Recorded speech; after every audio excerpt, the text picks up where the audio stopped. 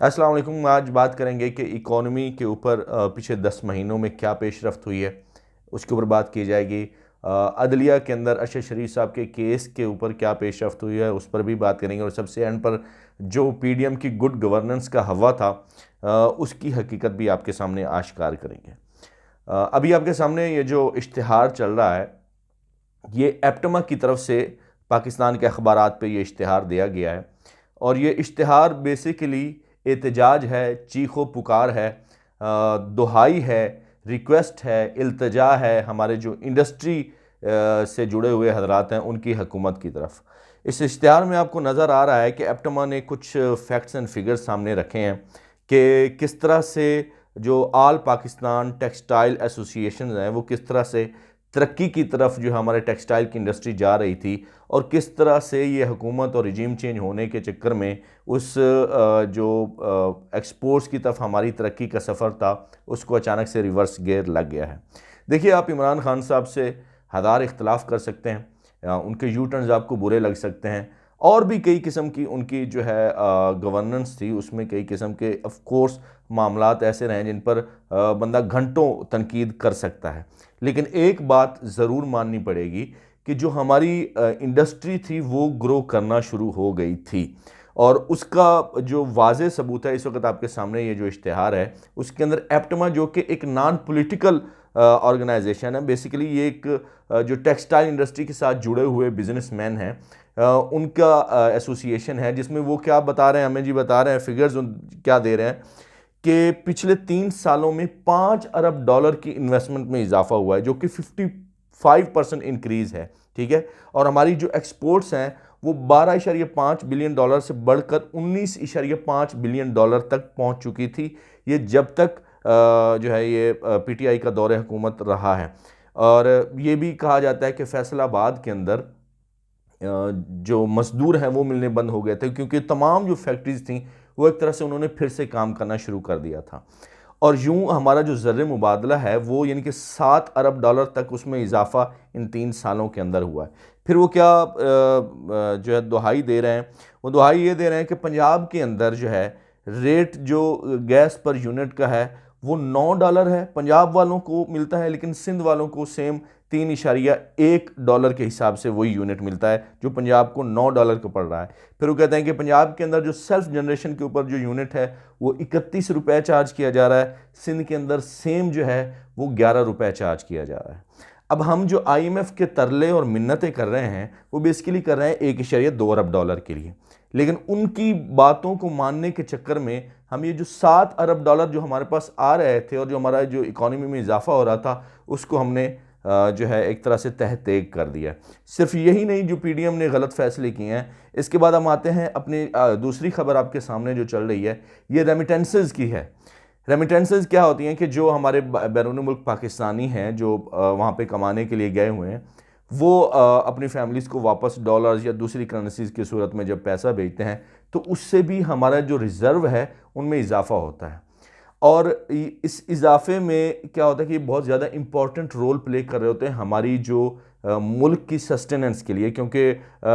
जब पीटीआई का दौर था तब $30 अरब तक जो है रेमिटेंसेस एक तरह से हमारी ग्रो कर रही थी, और उसमें एक महीने के अंदर $3.4 अरब तक भी जो है रेमिटेंसेज आई हैं। आप वो देखिए कि अभी हम $1.2 अरब आईएमएफ से लेने के लिए कितने तरले और मिन्नतें कर रहे हैं, लेकिन जब आपके शहरियों को हुकूमत के ऊपर एतमाद होता है तो फिर वो क्या है कि पैसे भेजते हैं। लेकिन जब से ये पीडीएम आई है इस वक्त ये भी आपके सामने जो चल रही है,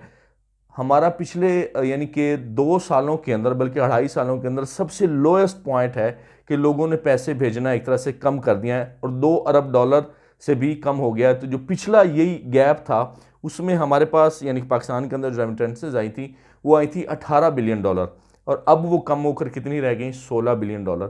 तो ये $2 बिलियन जो है ये भी हमारे पास आ सकते थे, लेकिन पीडीएम की गलत पॉलिसीज़ के नतीजे की वजह से ये भी अब हमारे पास नहीं आए, क्योंकि आवाम को इनके ऊपर एतमाद नहीं रहा है।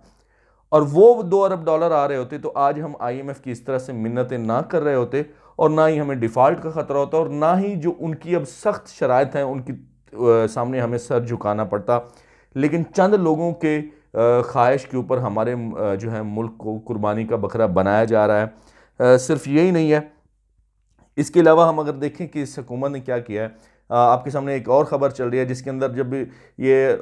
فلڈ ریلیف کے چکر میں $10 ارب کے جو وعدے کیے تھے انٹرنیشنل کمیونٹی نے اور پی ڈی ایم کی حکومت نے اور بلاول صاحب اور شہباز شریف صاحب، انہوں نے بڑے جو ہے نا وہ اس پر ڈھول بجائے تھے کہ جی ہم نے بڑی کامیابی اور بڑے تیر مار لیے، تو کہاں ہے وہ $10 ارب؟ کیوں نہیں اب وہ $10 ارب ہماری اکانومی کے اندر آ رہا ہے اور جو ہے آئی ایم ایف کے سامنے ہمیں کیوں گھٹنے ٹیکنے پڑ رہے ہیں؟ پھر جو ہے فیفا کے اندر ہم نے سیکیورٹی پرووائڈ کی تھی، اس سیکیورٹی کے ظاہر ہے ان کا بھی انہوں نے ہمیں پے بیک تو کیا ہوگا نا، اس کا کوئی عطا پتہ نہیں ہے۔ $2 ارب کی انویسٹمنٹ کا قطر نے وعدہ کیا تھا، یہ بھی آپ کے سامنے چل رہی ہے، وہ بھی کوئی غائب نہیں، مطلب کہیں پہ آپ کو نظر نہیں آتا، سارا کچھ غائب ہے۔ لیکن یہ ہے کہ حکومت کا زور کس کے اوپر لگ رہا ہے جی؟ آئی ایم ایف کی منتیں کرنے پر، 1.2 ارب کے لیے۔ اگر یہ اپنی پالیسی صحیح رکھ لیتے تو اس وقت ملک کے اندر یعنی 10 ارب، جب یہ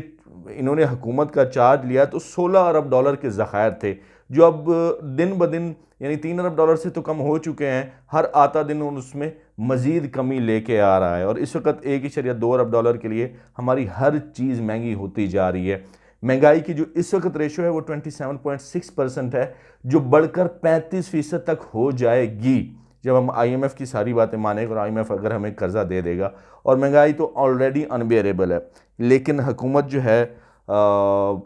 اس کے آپ جو ہے اللہ تللے دیکھیں، ان کی کیبنٹ 85 ممبرز ہو گئے، ان کی جو ہے تنخواہوں میں اضافہ ہو رہا ہے، مراعات میں کسی قسم کی کمی نہیں ہو رہی، ان کے اللہ تللے جاری ہیں۔ پاکستان کی عوام کا کیا بنے گا اس کا انہیں کوئی جو ہے وہ خیال نہیں ہے۔ اب آتے ہیں عدلیہ کی طرف۔ ارشد شریف صاحب کا کیس، جو عدلیہ ہے انہوں نے اس کی جو فیکٹ فائنڈنگ رپورٹ تھی اس کو ریجیکٹ کر دیا ہے، اس کے اندر کئی لوپ ہولز انہوں نے بتائے ہیں، اور ڈیفینیٹلی جب جو ہے ہم اکثر بلیم عدلیہ کو کرتے ہیں، لیکن عدلیہ نے فیصلہ کرنا ہوتا ہے جو ان کے سامنے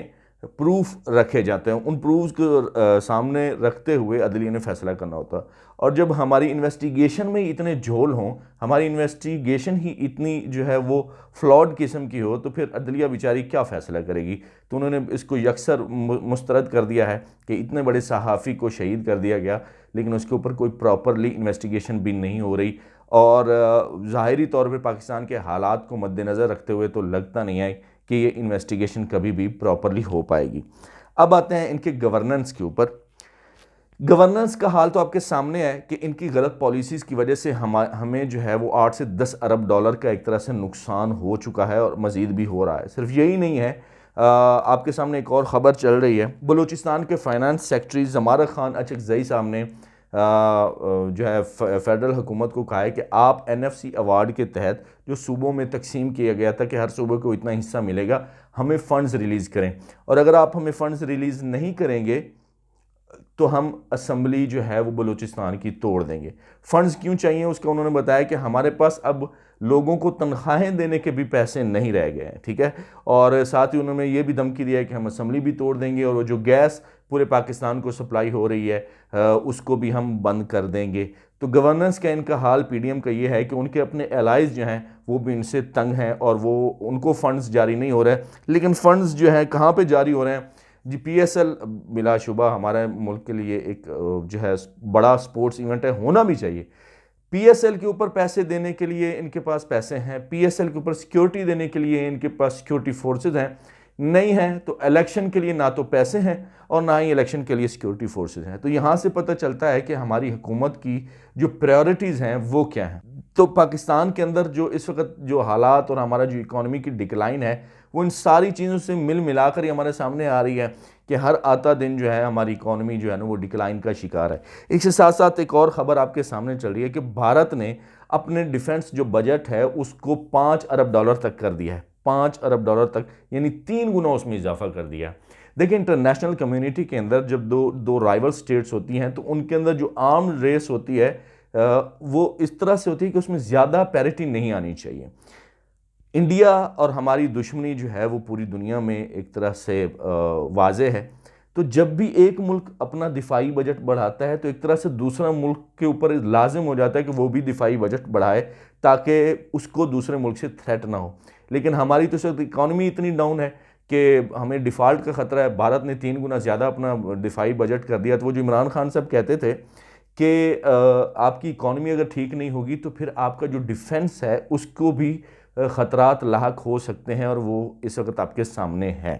آپ عمران خان صاحب کی پالیسی سے اختلاف کر سکتے ہیں، ان کے ہر فیصلے سے آپ کو جو ہے وہ بالکل تنقید بھی کی جا سکتی ہے، لیکن حقیقت یہ ہے کہ پی ڈی ایم جب سے انہوں نے یہ حکومت سنبھالی ہے، انہوں نے ملک کا بیڑا غرق ہی کیا ہے۔ کوئی ایک اچھی خبر جو ہے نا، جو حقیقت میں کوئی خبر ہے، وہ ہمیں سننے کو نہیں ملی، صرف وعدے دعوے ہی جو ہے ملے اور کچھ نہیں ملا، اور ایونچولی مریم صاحبہ نے تو اب یہ تسلیم کر لیا کہ ہم سے کچھ ہو نہیں پا رہا ہے۔ تو یہ تو ہے پاکستان کا حال۔ آپ نے وہ کہانی سنی ہوگی جب 2 بھائیوں کے بیچ میں بٹوارا ہوتا ہے، تو اس میں بڑا بھائی کہتا ہے کہ جو گائے کا پچھلا حصہ ہے وہ میں رکھوں گا، اور اب گائے کو 2 حصوں میں تو کیا نہیں جا سکتا، تو ایسے کہتے ہیں کہ گائے کے پچھلے حصے کا خیال میں رکھوں گا، گائے کے اگلے حصے کا خیال جو ہے وہ اپنے چھوٹے بھائیوں کو کہہ دیتا ہے کہ وہ رکھیں۔ اب چھوٹے بھائیوں کا کیا کام ہوتا تھا کہ وہ صرف گائے کو کھلانے پلانے اور اس کا خیال رکھنے پہ ہوتے تھے، لیکن جب دودھ کی باری آتی تھی تو بڑا بھائی صرف دودھ پیتا رہتا تھا۔ پاکستان کی عوام اس وقت وہ چھوٹے بھائی ہیں جن کا ذمہ صرف اس گائے کو پالنا پوسنا ہے، لیکن اس کے جتنے بھی فوائد ہیں وہ ہماری اشرافیہ اور یہ جو مقتدر حلقے ہیں وہ لے رہے ہیں، دودھ صرف وہی پی رہے ہیں۔ لیکن مسئلہ یہ ہے کہ دودھ پینے تک بات رہتی تو پھر تو ٹھیک تھا، اب یہ ہوا ہے کہ انہوں نے اس زندہ گائے میں سے گوشت بھی نکالنا شروع کر دیا ہے، اور اس گائے کو وہ مارنے پہ تلے ہوئے ہیں، اور سارا بوجھ اس گائے کا سارا خیال رکھنے کی ذمہ داری ہم عوام کے اوپر ڈال دی گئی ہے۔ امید ہے کہ عوام کچھ جاگے گی، اس غفلت کی نیند سے آنکھ کھولے گی، اور حکومت کے اوپر پریشر بنائے گی کہ جہاں پر پیسے خرچ ہونے چاہیے وہاں پر کیے جائیں، یعنی الیکشنز کے اوپر، تاکہ ایک سٹرونگ گورنمنٹ آئے اور جو مضبوط فیصلے کر سکے، لانگ ٹرم پالیسی کو اختیار کر سکے، اور اکانومی کا پہیہ دوبارہ سے چلنا شروع ہو جائے۔ یہ تو تھی ہمارے ملک کی حالات، اور اب بات کرتے ہیں ہمارے ملک کا ایک نامور نام، اتنا بڑا نام کہ جن کو اردو سے محبت ہے، یہ ہو نہیں سکتا کہ انہیں ضیاء محی الدین صاحب سے محبت نہ ہو۔ جب میں نے یہ خبر سنی تو مجھے ایسا لگا جیسے میرا نقصان ہوا ہے، اور حقیقت یہ ہے کہ پورے پاکستان کا نقصان ہوا ہے۔ اللہ تعالیٰ ان کی جو اگلی منزلیں ہیں وہ آسان کرے۔ اردو بولی کیسی جاتی ہے وہ ضیاء محی الدین صاحب سے ہی سیکھنا چاہیے۔ تو پروگرام کا اختتام ان کی جو ہے پڑھی ہوئی ایک نظم سے ہی کریں گے۔ اللہ تعالیٰ ان کو جنت میں اعلیٰ مقام عطا کرے۔ آج کے لیے اتنا ہی۔ میاں ضیاء ذیشان، نظم ضرور سنیے گا۔ شکریہ۔ مجھ سے پہلی سی محبت میرے محبوب نہ مان، میں نے سمجھا تھا کہ تو ہے تو رخشاں ہے حیات، تیرا غم ہے تو غم دہر کا جھگڑا کیا ہے، تیری صورت سے ہے عالم میں بہاروں کو ثبات، تیری آنکھوں کے سوا دنیا میں رکھا کیا ہے، تو جو مل جائے تو تقدیر نگوں ہو جائے، یوں نہ تھا میں نے فقط چاہا تھا یوں ہو جائے، اور بھی دکھ ہیں زمانے میں محبت کے سوا، راحتیں اور بھی ہیں وصل کی راحت کے سوا، اور بھی دکھ ہیں زمانے میں محبت کے سوا، ان گنت صدیوں کے تاریک بہیمانہ طلسم، ریشم و اطلس و کم خواب میں بنوائے ہوئے، جا بجا بکتے ہوئے کوچہ و بازار میں جسم، خاک میں لتھڑے ہوئے خون میں نہلائے ہوئے، لوٹ جاتی ہے ادھر طب کو بھی نظر، کیا کیجیے اب بھی دلکش ہے تیرا حسن مگر کیا کیجیے، اور بھی دکھ ہیں زمانے میں محبت کے سوا، راحتیں اور بھی ہیں وصل کی راحت کے سوا، مجھ سے پہلی سی محبت میرے محبوب